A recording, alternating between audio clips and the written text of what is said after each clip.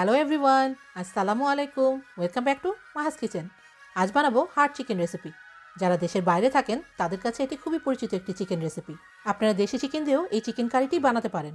একটি whole hard chicken skin সহ ছোট ছোট পিস করে নিয়েছি এবং সব থেকেই চিকেনের স্কিনটা হালকা বার্ন করে নিয়েছি।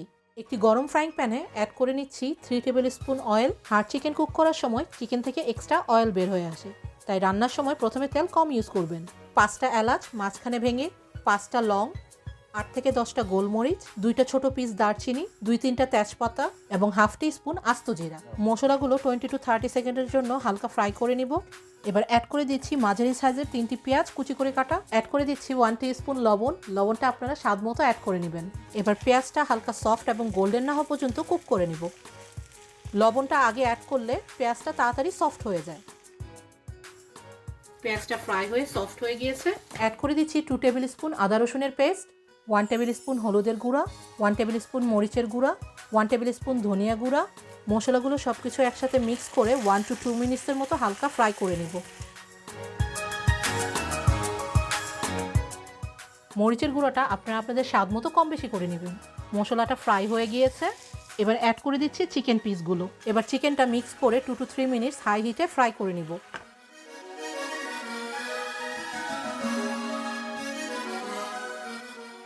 চিকেনটা ফ্রাই হয়ে হালকা অয়েল বের হয়ে এসেছে।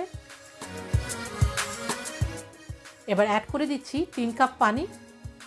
এবার চিকেনটা হালকা নাড়াচাড়া করে লো টু মিডিয়াম হিটে 30 to 40 মিনিটসের জন্য একটা লিড দিয়ে ঢেকে কুক করে নিব এবং মাঝে মাঝে হালকা নাড়াচাড়া করে দিব। চিকেনটা টোটাল 35 মিনিটসের মতো কুক করে নিলাম। এই হার্ড চিকেনটা কুক হতে একটু সময় বেশি লাগে। এবার মিডিয়াম টু হাই হিটে উইদাউট লিডে চিকেনটা আরও 5 মিনিটের মতো কুক করে নিব। চিকেনটা আরও 5 মিনিটের মতো কুক হয়ে গেল। এবার অ্যাড করে দিচ্ছি 1 টিস্পুন ভাজা জিরার গুঁড়া, 1 টিস্পুন গরম মশলার গুঁড়া। আবারও অ্যাড করে দিচ্ছি 1 টিস্পুন লবণ। লবণটা অ্যাড করার আগে চিকেনের স্বাদটা চেক করে নেবেন। সব কিছু মিক্স করে নিয়ে আরও 4 to 5 মিনিটসের মতো কুক করে নিব।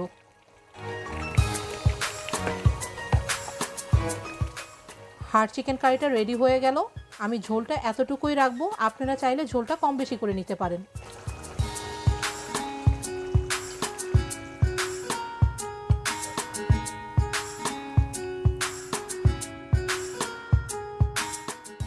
পরিবেশন করে দিলাম হার্ড চিকেন কারি। এই চিকেন কারিটি দেখতে হয়েছে যেমন, খেতেও তেমন সুস্বাদু।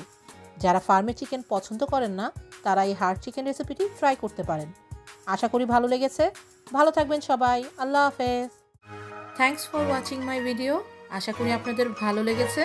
যদি ভালো লেগে থাকে লাইক করুন এবং সাবস্ক্রাইব করে আমার সাথেই থাকুন। বেল বাটনে ক্লিক করে নতুন আপডেটের অপেক্ষা করুন। থ্যাংক ইউ সবাইকে।